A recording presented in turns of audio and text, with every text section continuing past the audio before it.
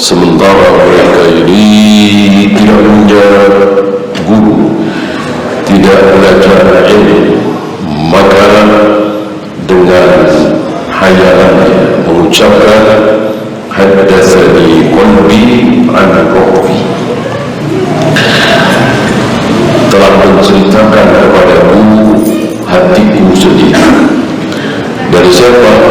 Dari Tuhan. Padahal imam-imam ahlul hadis mereka meriwayatkan dari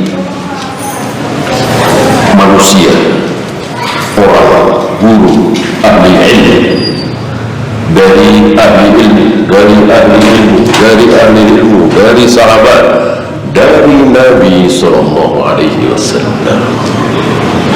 Mereka karena malasnya tidak mau belajar, tidak mau duduk di majelis ilmu, maka cukup dengan hati. Mungkin mereka salah paham dengan sabda Nabi, istafti qalbak, mintalah fatwa kepada hati. Di sini memang sahih, betul sahih. Jadi mereka menerapkan ke semua perkara. Padahal maksud Nabi, mintalah fatwa kepada hatimu, bertanyalah kepada hatimu, itu khusus perkara akhlak, perkara kesopanan, perkara halal haram yang bisa dicerna oleh akal. Ya, tidak ada yang lihat pulang dari kantor boncengin istri orang. Kalian lihat? Nah, tanyakan kepada hatimu, pantas apa tidak? Kalau ada yang lihat, malu apa tidak? Itu tanyakan kepada hatimu, mintalah fatwa kepada hatimu. Gitu. Udah kerja sesuai prosedur, udah digaji penuh, masih minta hadiah karena bikinin KTP misalnya, karena bikinin paspor misalnya, padahal dia sudah digaji penuh, kerja dari jam 8 sampai jam 4 misalnya, dari Senin sampai Jumat misalnya, kerjanya apa? Yaitu nyetak KTP, nyetak paspor. Ini masih minta sama orang yang dibikinin KTP, paspor. Coba minta fatwa kepada hatimu, pantas kan? Malu kan? Seperti itu. Bukan segala hal. Kalau segala hal kita nanya ke hati kita, ya, yang benar melempar jumlah itu 7 kali apa 9 kali? Tanya aja sama hatimu. Jawab nggak? itu 11 rakaat atau 23 rakaat? Tanyakan kepada hatimu. Yang benar pakai pakaian ihram itu setelah melewati mikot apa sebelum? Ya, di pesawat sudah melewati mikot, baru pakai di Jeddah. Tanyakan kepada hatimu. Ya nggak akan terjawab, nggak tahu.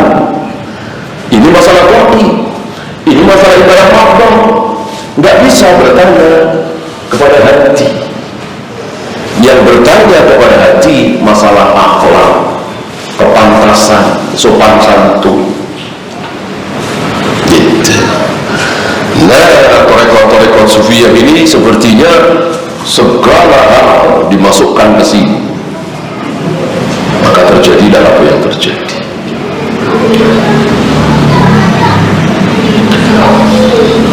Kalau ada permasalahan juga kembali ke hati masing-masing.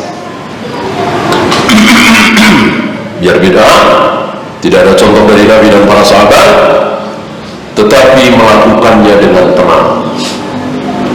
Ada ketenangan saat melakukan bid'ah itu, maka dianggap benar. Ya. Walaqad balagani anna rajulan qara'a al-Qur'ana fi ribat. Telah sampai berita kepadaku, ini kata beliau ya, kata musannif, bahwa ada seorang laki-laki yang membaca Al-Quran di ribat itu. Ribat kemarin tahu ya, ingat ya, satu tempat yang mereka bangun, bikin khusus untuk beribadah, padahal itu bukan masjid. Bid'ah apa tidak? Jelas bid'ah. Tidak boleh membangun tempat untuk ibadah, tidak boleh, kecuali masjid. Maka selain masjid tidak boleh dibangun khusus untuk ibadah. Karena sholat, baca Al-Quran, zikir, wirid dimanapun boleh, nggak harus tempat khusus, tidak perlu tempat khusus. Nah, mereka bikin tempat khusus, diistilahkan di sini di bawah. Mereka baca Al-Quran, ada seorang laki-laki baca Al-Quran di situ. Famana'uhu, bilang oleh mereka, oleh mungkin ini juniornya ya, oleh senior-senior, jangan. Masa baca Al-Quran nggak boleh? Jangan. Ini aja. Mungkin zikir 1000 kali, mungkin zikir 4000 kali. Bikinan mereka, bid'ah mereka. Ada orang mau baca Al-Quran, bilang wa anna qawman qara'ul haditha fi ribat. Ada lagi yang baca hadis, mungkin baru masuk kali ya, biasa dari kecil, dari remaja baca hadis, baca Al-Quran. Nah, pas masuk situ baca hadis. Apa kata mereka? Faqalu lahum laisa hadza mawdi'ahu. Ini bukan tempatnya. Ini bukan tempat untuk baca hadis. Padahal kalau baca Al-Quran, baca hadis, dapat apa? Tentu dapat ilmu. Karena mereka nggak suka ilmu, benci ilmu. Karena justru dengan adanya ilmu terbongkar kedok mereka, ketahuan kesalahan mereka. Kalau bahas ilmu, maka mereka tidak suka. Buka surah sekian, buka surah sekian, ini hadis riwayat Bukhari, ini hadis riwayat Muslim, nggak suka. Ya, seperti kaum kita tadi, ceramah bebas, nggak ada qala Allah, nggak ada qala Rasul. Kalau membahas ilmu mereka nggak suka. Ini syirik, ini tauhid, ini sunnah, ini bid'ah, nggak suka. Dan yang ringan-ringan, nasihat-nasihat, bagaimana suami istri, bagaimana anak terhadap orang tua, hal-hal yang urusan ngaji juga tahu. Diselingi canda, tawa, lucu. itu yang menarik. Kalau membahas ilmu, mereka tidak suka.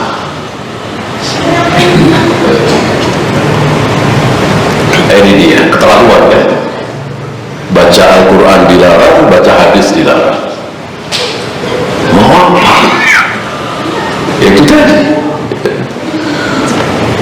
ibadah-ibadah yang mereka larang-larang sendiri. Dan bid'ah itu memang seperti itu. Setiap kali muncul satu bid'ah, maka pasti akan hilang satu sunnah. Muncul dua bid'ah, muncul dua sunnah, hilang dua sunnah, dan begitu seterusnya. Tidak mungkin sunnah dan bid'ah itu berjalan beriring. Bid'ah berkibar, sunnah juga berkibar, tidak mungkin. Tidak mungkin. Seperti kaum salaf yang betul-betul mengibarkan sunnah, ya tenggelam bid'ah. Enggak ada, atau hampir-hampir enggak ada. Dan kalau bilang enggak ada, ya enggak, berarti kan sempurna ya, dan enggak ada yang sempurna.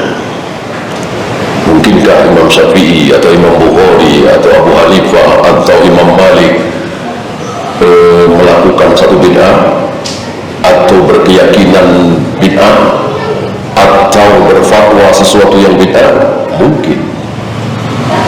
Mungkin yang mengatakan sah nikah wanita walaupun tanpa wali, apakah bid'ah itu? Kan ajaran keliru. Itu Imam Abu Hanifah. Puasa 6 hari di bulan Syawal, nggak ada itu. Apa nggak bid'ah itu? Sebuah kesalahan dalam ibadah ya. Kan Imam Malik itu di Al-Muwatta, kesalahan dalam ibadah. Apakah ketika seorang imam terjerumus melakukan atau meyakini satu atau dua bid'ah disebut ahli bid'ah? Tidak sama sekali. Tidak ya. Yang sempurna adalah Nabi SAW. Selain beliau tidak ada yang sempurna, termasuk Imam Syafi'i, Imam Bukhari, Imam Malik, Abu Hanifah. Tidak ada yang sempurna, pasti ada salahnya. Salah syubhatnya, kalau salah syahwatnya jangan dibahas lah, pasti, lebih pasti lagi.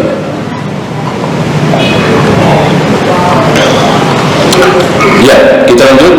Dzikru talbisi iblisa ala sufiyyati fil khuruji anil amwal wa tajarrudi anha. Tipuan iblis kepada orang-orang sufi dalam hal apa? Menghabiskan harta,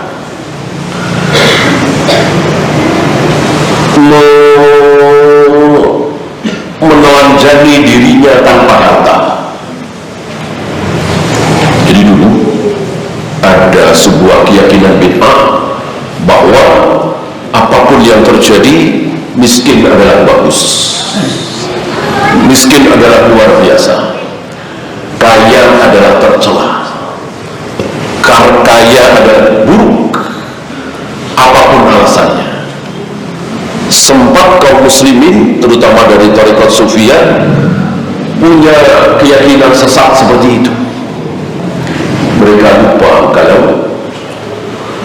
lupa kalau banyak sahabat yang kaya raya.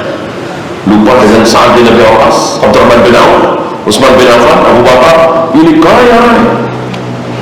Bahkan tak tanggung-tanggung Nabi Yusuf, Nabi Daud, Nabi Sulaiman, kurang apa kayanya. Lupa. Dan tarekat-tarekat Sufyan itu seperti itu. Orang kalau sesat itu betul-betul dibikin lupa oleh Allah. Salah itu betul-betul dibikin lupa. Artinya kasih satu ayat selesai gitu. Ya nggak usah jauh-jauh. Umar bin Khattab kurang apa? Tapi ketika salah, betul-betul seperti orang bodoh. Lupa dengan ayat wa ma Muhammadun illa rasul qad khalat min qablihi rusul lupa dengan ayat ini, padahal Umar bin Khattab hafal Al-Quran 30 juz. Insya Allah mungkin, tapi salah ya salah, seolah lupa dengan ayat itu. Ketika melihat Rasul sudah tidak bergerak, sudah tidak bernafas, sudah dingin, tidak ada detak jantung, pucat, ya meninggal. Semua orang tahu mati itu apa. Ya, anak kecil, anak remaja juga tahu. Teriak-teriak, tidak mungkin Rasulullah meninggal, tidak mungkin Rasulullah meninggal. Menghunus pedang. Barang siapa yang mengatakan Rasul wafat, akan aku tebas dengan leherku ini. Tentu pada takut, dan itu teriak-teriak di masjid. Rasul di kamar Aisyah menempel dengan masjid. Kamu ya namanya juga kalap ya. Rasulullah seperti Nabi Musa, apa? Menghadap Allah 40 hari 40 malam, nanti akan kembali lagi. Mungkin yang dengar senang juga, mudah-mudahan benar ya. Kan nggak ada yang tidak bersedih ketika Nabi wafat, nggak ada yang tidak menangis ya. Bahkan mereka semua mengatakan, meyakini, berharap lebih baik ibuku saja yang meninggal, lebih baik ayahku saja yang meninggal, lebih baik anakku saja yang meninggal, lebih baik istriku saja, suamiku saja yang meninggal. Saking cintanya kepada Nabi alaihi salatu wassalam. Maka seperti itu keadaannya. Maka pantas Nabi mengatakan, musibah terbesar yang menimpa kaum muslimin adalah kematian. Besar sekali musibah itu.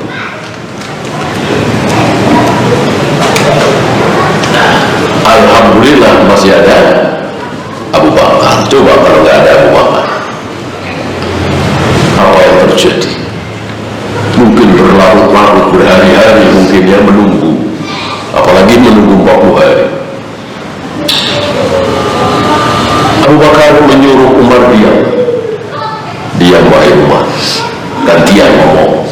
Umar nggak mau diam, terus ngomong terus. Nah, karena nggak mau diam, Abu Bakar langsung bicara.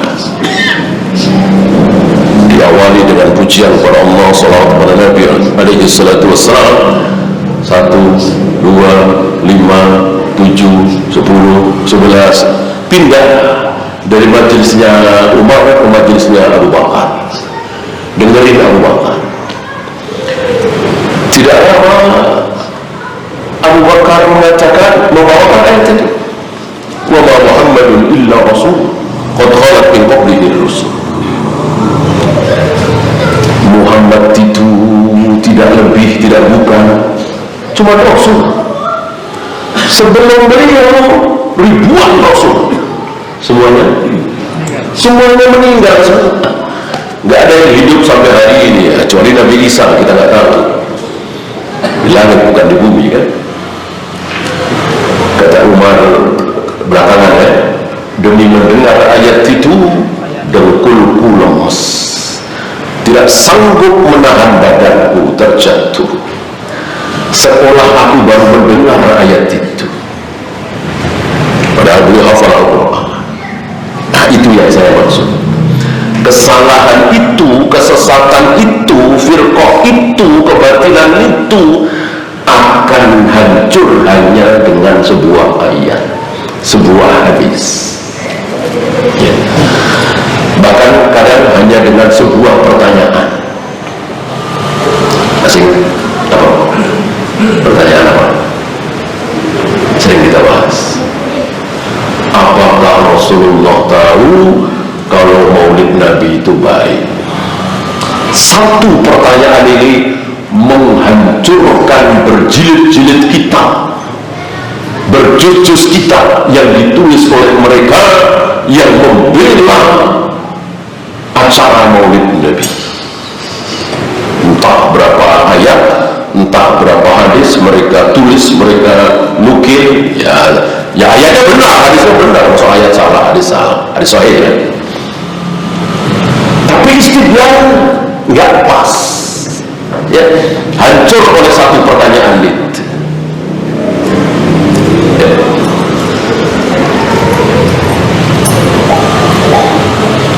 Maka walaupun profesor, doktor, bahkan sekelas Imam Syafi'i, sekelas Imam Malik, sekelas Al-Albani, kalau salah bisa dikalahkan oleh anak SMA, tapi bawa dalil, gitu, bawa ayat, bawa hadis. Jadi kaidahnya mengalahkan kebatilan itu mudah, asal betul-betul hujah dengan hujah. Oleh karena itu ahlul batil itu kadang nggak mau pakai hujah, maunya pakai apa? Pedang, panah, senjata, bom. Seperti nasib yang menimpa seorang ulama salaf di medan jihad Afghan tahun 80-an, Syekh Jamilur Rahman. Yang lain jihad aja semua, jihad gimana membunuh tentara Uni Soviet sebanyak-banyaknya. Gak usah bahas itu. Beliau tidak. Di sela-sela jihad, ketika ada waktu luang, baca kitab, buka majelis, murid-muridnya duduk di situ. Ya sebagaimana Nabi, para sahabat, Syekhul Islam tetap mencari ini. Mereka melihat ini kelamaan, mengganggu, maka dibom, meninggal beliau.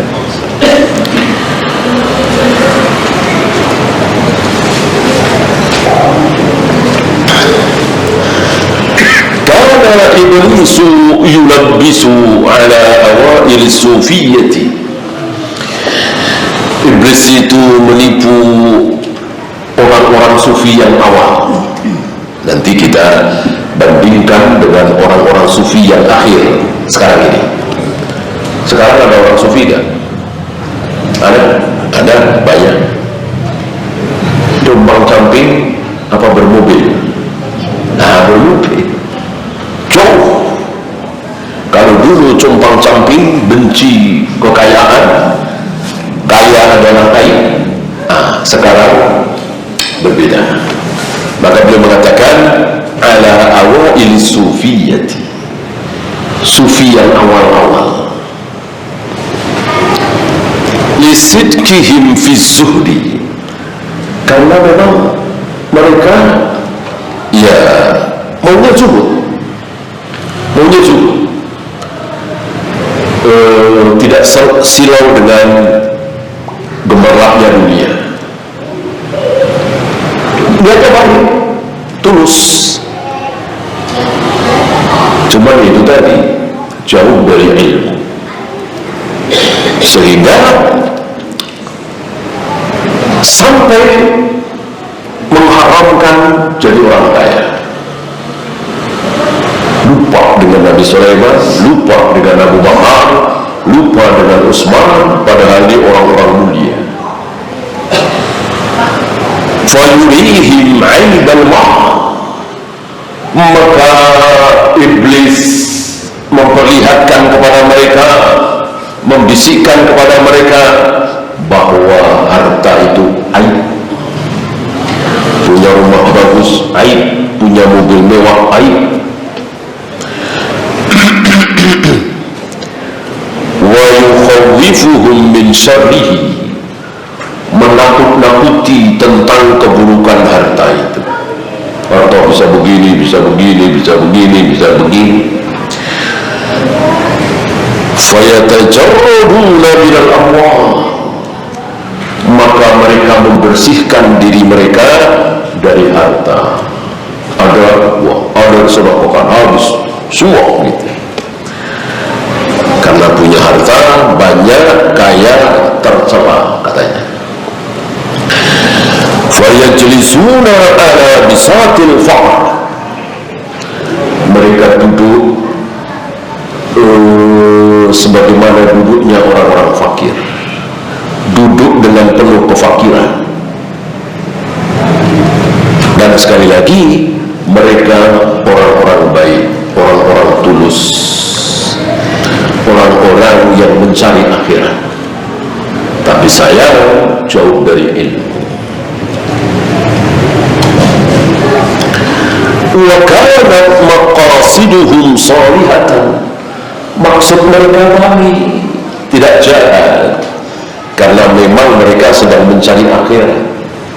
Maka harus dengan membenci dunia, dibenci dunia itu. Nah, karena memang tipuan iblis, ujungnya menjadi buruk. Alif, hafal Al-Quran, hafal ribuan hadis, memahami kaidah fikih, usul fikih, tapi kaya, apa istilah kita ya, dikecilkan, tidak dianggap. Padahal tidak dosa kan? Jangankan dosa, tercela juga tidak. Ketika seseorang kaya raya tidak tercela, yang tercela kan dia bakhil tentunya, tidak mau bayar zakat tentunya. Wa af'aluhum fi dzalika khata', perbuatan mereka dalam hal ini salah, liqillatil ilm, saking sedikitnya ilmu.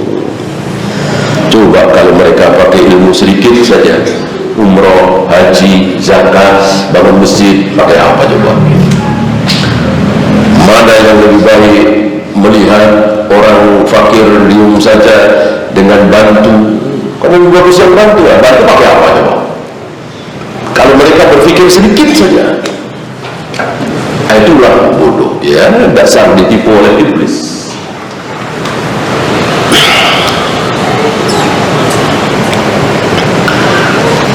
Fa'immal an, langsung dibandingkan oleh beliau. Adapun sekarang, ini kan dulu. Ya, ini sekarang ini kan berarti kapan? Sekarang ini berarti kapan? Ya, tahun 2024 ini. Sekarang ini, bukan 800 tahun yang lalu. Beliau bilang sekarang ini kan 800 tahun yang lalu kira-kira. Zaman beliau, Ibnu Jauzi. Sekarang gitu. Berarti awal-awal mungkin 1000 tahun yang lalu, mungkin 1100 tahun yang lalu, gitu ya. Bukan 1400, bukan 1300 mungkin. Mungkin 1000 tahun yang lalu. Ini kan 800 tahun yang lalu. Faqad kufiya iblisu hadhil mi'nati. Iblis beda lagi ya. Kalau dulu lebih lebih mencurahkan tenaga untuk menipu orang-orang sufi, sekarang tidak lagi. Jadi bagi iblis itu menipu orang makin lama makin sulit atau makin gampang? Iya, makin gampang. Dulu sulit, tapi tertipu juga. Ya, sekarang gampang sekali. Makin kosong makin gampang, makin kosong makin gampang. Saking sedikitnya ilmunya makin sedikit, makin mudah ditipu oleh iblis. Ya.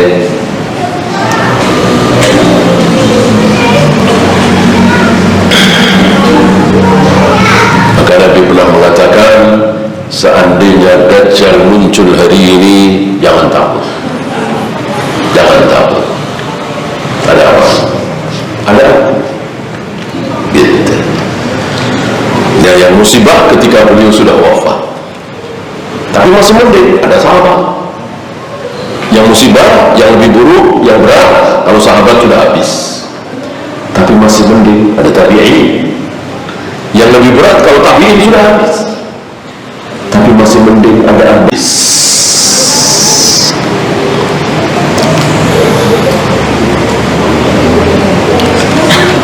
inna ahadahum idza kana lahuma. Untuk sekarang ini, ketika mereka sebagian sufi memiliki harta, anfaqahu tabdhiran wa dhiya'an, dihabiskan secara takdir, mubadir, disia-siakan, seperti kita lihat hari ini, hanya untuk kesenangan. Apa misalnya main bola, hanya untuk kesenangan mata, menghabiskan ratusan juta bahkan miliar. Ini luar biasa hari ini. Di hari itu saja beliau sudah dapati, apalagi hari ini. Apalagi 100 tahun kemudian, 300 tahun kemudian, lebih buruk, lebih buruk, lebih buruk, lebih mudah, lebih mudah, lebih mudah bagi iblis untuk menipu manusia.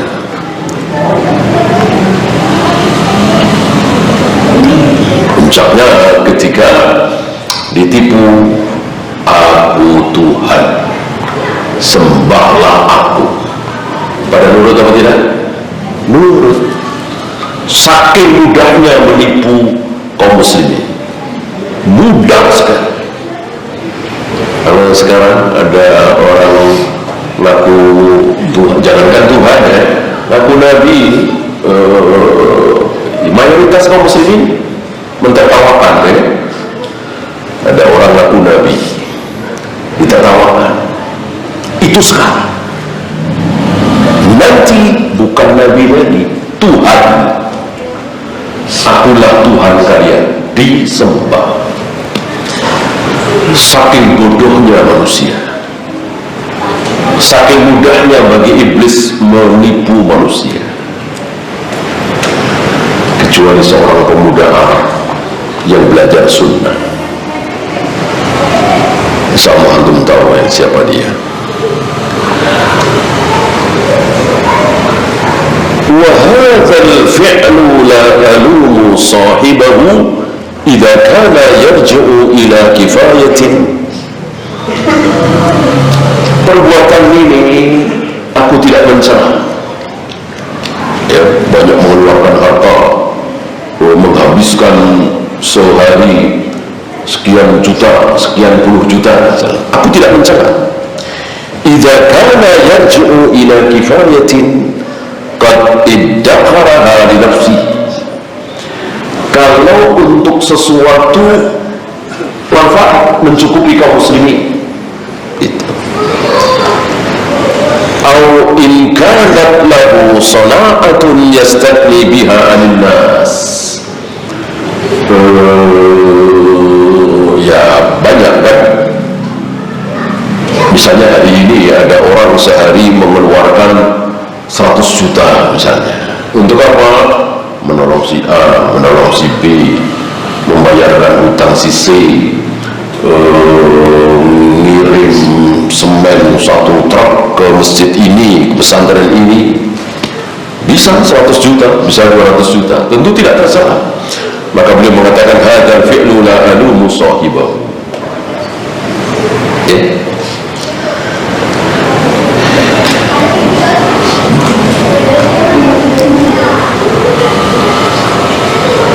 فَأَمَّا إِذَا أَخْرَجَ الْمَالَ الْحَلَالَ كُلَّهُ.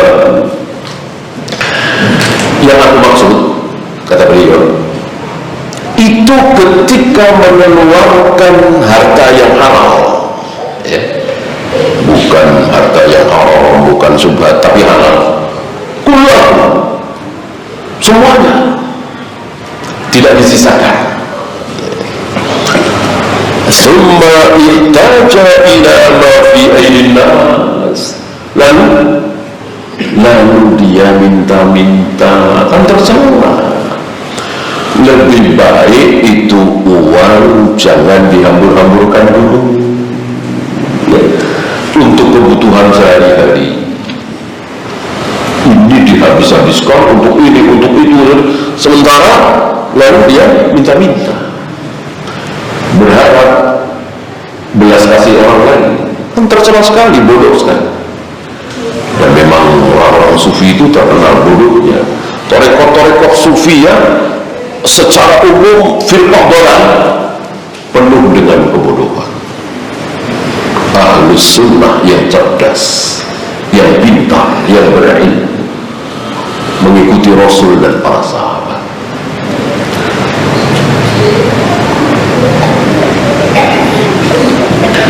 Walaupun jauh dari pendidikan, ambil contoh Bariroh ini kalau dibanding dengan Ibnu Abbas, Ibnu Mas'ud, Abu Hurairah, Abdullah bin Amr bin As, para pelajar itu jauh sekali, tapi dia pintar cerdas, dan itulah para sahabat, menonjol kepintarannya, pemahamannya, bukan cuma hafalan. Yaitu ketika Nabi mengusulkan kepada Bariroh supaya Bariroh mau kembali kepada suaminya Mugis. Ya, ceritanya tuh tahu kan, awalnya dua-duanya budak, lalu Bariroh dimerdekakan oleh Aisyah, jadilah dia merdeka. Kita tahu seorang wanita yang merdeka ketika suaminya budak, maka dia boleh memilih mau meneruskan rumah tangga dengan suaminya yang masih budak itu atau pisah. Bukan cerai. Kalau cerai kan ada rujuk, ini kan nggak ada rujuk, ya pisah aja, pisah. Nah, Bariroh memilih pisah. Datanglah Nabi memberikan syafaat untuk Mugis, kasihan terhadap Mugis ya. Bagaimana kalau engkau kembali kepada Mugis saja? Nah, disinilah nampak kecerdasan pemahaman Bariroh. Bariroh bertanya, ya Rasul, apakah ini perintah engkau dan wahyu yang harus aku taati, atau sekedar syafaat? Tentu Nabi jujur. Seandainya Nabi tidak jujur, selesai masalah. Ini wahyu, ya udah, kembali, selesai, jadi suami istri, suaminya wa ta'na. Tentu Nabi jujur, ini bukan wahyu, ini syafaat, usul saja. Syafaat itu usul ya. Maka antum jangan terlalu mengandalkan syafaat. Syafaat itu cuma usulan, bisa diterima, bisa tidak. Jadi dia sekelas Bariroh, budak, tapi faham apa yang harus diperbuat kalau itu wahyu, apa yang harus diperbuat kalau itu bukan wahyu. Kan faham sekali, sangat faham ya.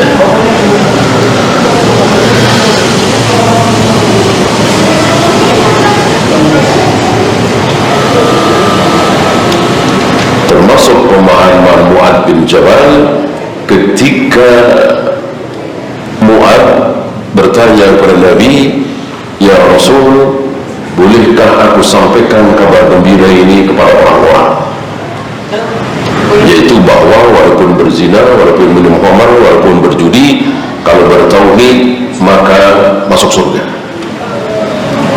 Bolehkah aku sampaikan kabar gembira? Itu kan gembira sekali. Kata Nabi, boleh atau jangan? Kata Nabi, jangan atau boleh? Jangan.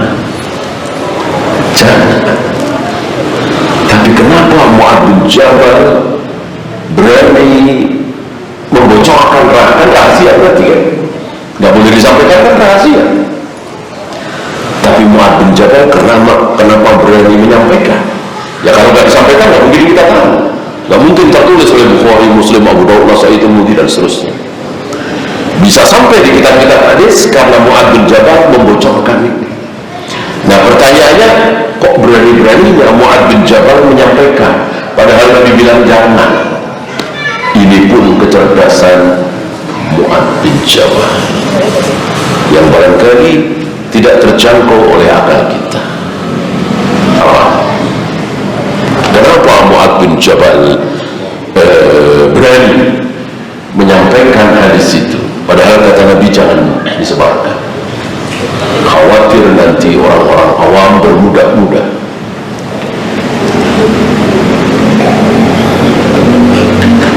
Mu'adz cerdas, Mu'adz faham bahwa jika betul bahwa itu haram disampaikan secara mutlak, ngapain Rasulullah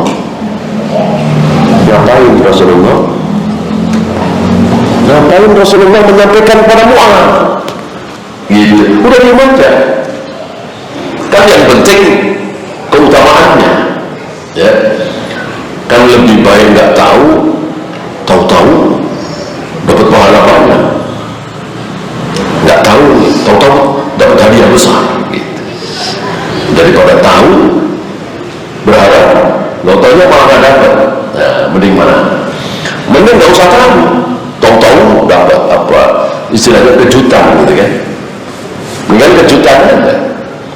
Yang pada berzina dengan Umar, berjudi, mereka ketakutan dosa, tapi bertauhid, lalu pikir mereka masuk neraka, tiba-tiba diampuni oleh Allah, hanya masuk surga. Tapi lebih baik begitu. Kenapa mesti disampaikan? Mu'adz bin Jabal berani menyampaikan karena apa? Karena Rasul saja menyampaikan. Kan gitu. Maka seandainya betul mutlak tidak boleh disampaikan, tentu Rasul pun tidak akan menyampaikan. Ya. Keluarlah fawaid dari situ bahwa ilmu itu sampaikanlah kepada orang-orang yang sesuai gitu.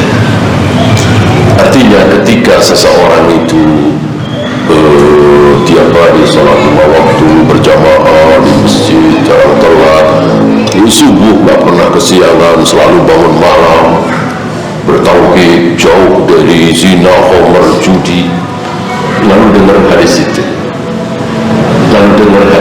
apa dia mau coba-coba minum khamr, dia mau coba-coba berzina, berjudi? Insya Allah tidak. Berbeda dengan ahli maksiat. Kalau ahli maksiat namanya juga ahli maksiat ya. Maka larangan Nabi tadi tidak mutlak. Ya, silakan dulu. Sallallahu alaihi wasallam wa akhiru da'wana